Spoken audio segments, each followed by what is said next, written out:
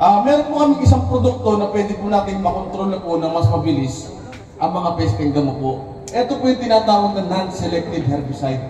Ito po yung si Glyphotex. May dalawa po siyang packaging. Kung tayo po ay maliit po sa sakahan na ginagawa, meron po tayong 1 litro. At kung medyo malaki po ang ating sakahan, meron po tayong 1 galon na 4 liters po. Ano po? Paliwanag ko lang po kung paano po tumatalab ito. Siguro na may nagamit po tayo na rin ng ganitong klase pandamo. Ibang klase lang po. Pag tumakal po kayo ng herbicide, ano po takal niyo po rito? Tatlong takip. May natakal po ba nito ng kalimitan 1,000 sardinas? Ganon. Yung 1,000 na sardinas, mabenta po yan eh. Kalimitan po, 1 lata tinatakal po. 1 lata ano po? Opo, 1 sardinas. Yung po tamang takal po nito. Ang pinagkakaiba-iba lang po ng mga herbicide is kung paano po ito ginawa ng bawat kumpanya. Makikita nyo po yan, halos pare-pares po yung sasabihin sa inyong tindahan. Pandamo po yan. Ano po, pare-pares lang po yung pandamo. Ang pinagkaiba-iba lang po niya kung paano po yan ginawa ng bawat company. Kasi makaka-experience po kayo dito. Bakit kung ginamit ko itong herbicide na to, patay si ganito? Bakit kung ito hindi patay si ganito, iwan to? Tapos nakagamit pa ng herbicide na iba. Mas magaling na ito, patay talaga lahat. Nangyari na po kaya yun? Nangyayari po, ano po? Ang isang kagandahan po kay Texicon po, si Texicon po mismo gumagawa po ng bawat chemicals. At lahat po ng pesticide at herbicide po namin ay proven and tested na po.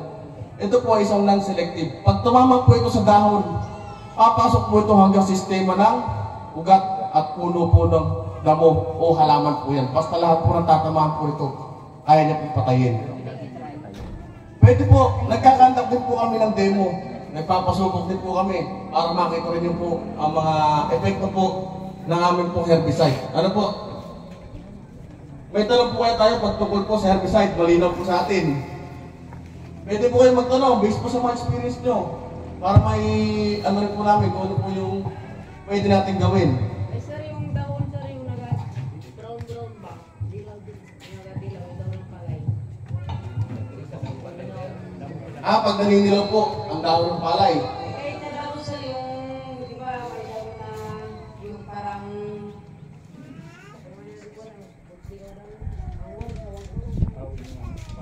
palay-palay. Yung damo, palay-palay. Pag may tanim na po ng palay na yan. May palay na po. Apo. Sasagutin ko po pa maya yan. Yung isang magandang tarong limang, yung klase ng damo, kung kaya po bang patayin yan, ano po? Ano po tawag po natin doon? Palay-palay. Ayun po ba yung kamukha ng palay pag bata pa? Isa na, iulit din. Sasagutin ko po yan. Napakagandang katanungan po. Pero dito muna po tayo sa non-selective pa ng clearing. Wala po ba tayong tanong po dito? Ayos na po tayo dito. Wala na po tanong. Opo, kahit po anong laki ng damo. Ang hindi lang po kakayanan nito yung mga palahib. Pag punong na po ang damo, kung matigas na yung kanyang sanga, hindi na po kaya. Pero patay po ang dahon nun. Ang talahib po kahit ganito kataas sa kamay ko, patayin po ng dahon, hindi na po mamatay yung puno. May iwanan po yun. Isang magandang tanong po yun para kay Sir. Kung ano po ba kaya patay nito? Basta po nagpuno na ito. Kaya ito po, sa mga plantation ng saging, sa mga fruit trees, magarambutan, pag nag-clear po sila ng damo sa ilalim ng puno, pwede po siyang gamitin. Opo, parang hindi na po nagtatabas. Kalimitan natin nung sinaunang panahon, pinapapakyaw po yung gano'n. Ano po? Natakala po kayo, 1,000 sardinas kada isang knapsack sprayer. Iyon. Ito na po kaya tayo.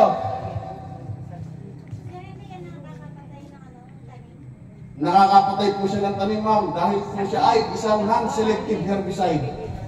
Siya po pinagagamit na po bago magsaka o kaya sa mga ganito, pag gusto niyo po mahawan yung mga ganyang pang-clearing lang po siya. Opo. Iba po ang herbicide, may tatlong klase po tayo ng herbicide. Ito po yung non-selective, meron po selective, at saka contact herbicide. May tanong pa ho kaya tayo pagdating po ay Glyphotex. At dito po sa Glyphotex, mamumuhunan po tayo, sir. Magkano po lang po natin sa mga dealer per litro? 520. Po?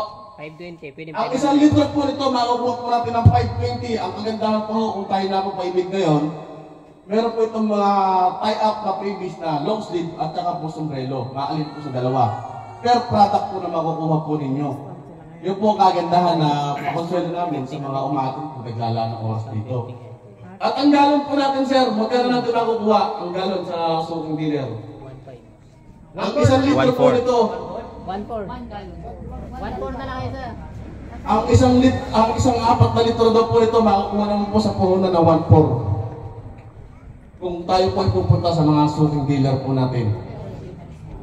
Ito po ay may free din po, lahat po ng product ngayon na magugustuhan po ninyo, may free long sleeve at saka sombrero po yan.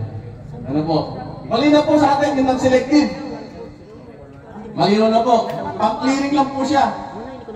Kung tatamaan po ang tanim, patay din po. Ang pilapil, pag na-spray po, giba din po. Opo, natural lang po nangyayari yan, sir. Giba po ang pilapil. Sir, baka may tanong kayo, sir. Kayo, baka may tanong po kayo. Wala naman po, malinaw po.